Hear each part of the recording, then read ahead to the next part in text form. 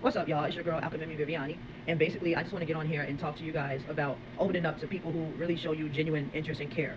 Um, there are always, whether we pay attention to it or not, signs that somebody genuinely cares about us. Okay, now there's a lot of fakers out there, there's a lot of masqueraders, but there's also a lot of good people and there's also a lot of caring people. You have to pay attention to the patterns that people give you because patterns never lie. So if somebody has a habit of, checking in on you every day and, asking about your feelings and making sure that you're happy and healthy and supporting you in all of your endeavors, then that person most likely genuinely cares about you. And I'm going to tell you what, if they don't care about you and they do all those things, you will see moments, but you might choose to ignore them because you just don't want to fall into the idea that they're not who they say they are. Maybe sometimes like certain things that you bring to them, they might kind of like roll their eyes at, or maybe sometimes like when you're having like serious feelings, they might like ignore you.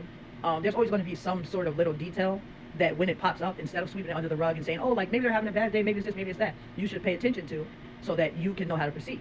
A lot of times as humans, like we get really blinded by what somebody could be instead of who they actually are. If a person has been in communication with you for years at a time and they have just genuinely been this good person and they have never switched their role, they've always just been sweet and they've always been caring, then that's who they are. If you see somebody has been flimsy, they're back and forth all the time, they're not communicating with you properly, then that's who they are. If they're just crappy all around, that's who they are. Messing up all the time, you know what I mean? Or like them having like wishy-washy moments. Like those two things let you know, okay, they're probably not somebody I want in my life. But if they haven't made any like major mistakes to the point where it felt like super detrimental to your mental health and you felt like, okay, I don't know how I feel about this person, then that's somebody that you can trust. You will be able to see, not in just the way that they treat you, but in the way that they treat other people. You will be able to see their heart and you will be able to see how good of a person they are by the way that they act towards you in society, those around them. Things like that. And that's a person that you can trust. That's a person that you should appreciate. And when they open up to you and they're caring to you, then you should allow yourself to be caring and open to them. Because you know that you can trust them. You know that they're not going to do anything crazy. And I know you're like, well, how do I know that?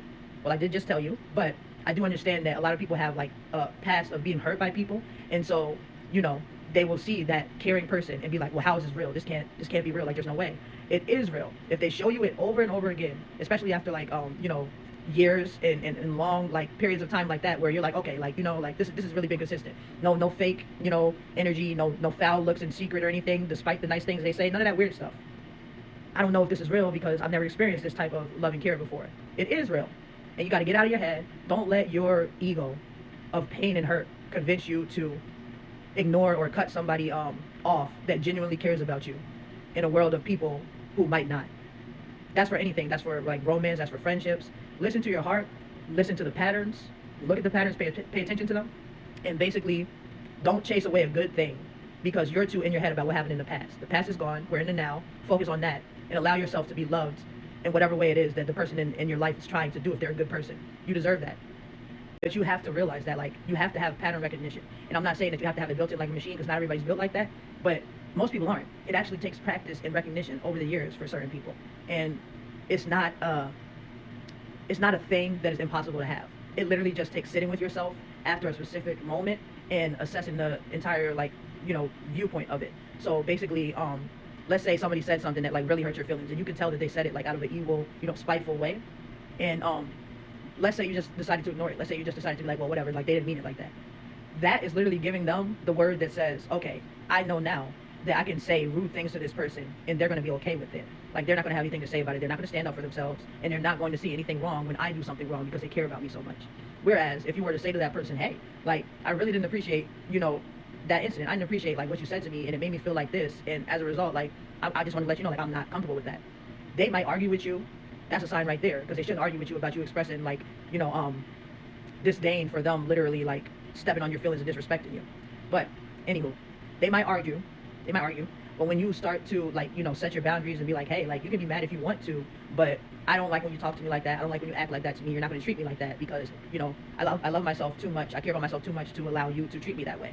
They have no choice but to really back up. And if they don't, then cut them out of your life.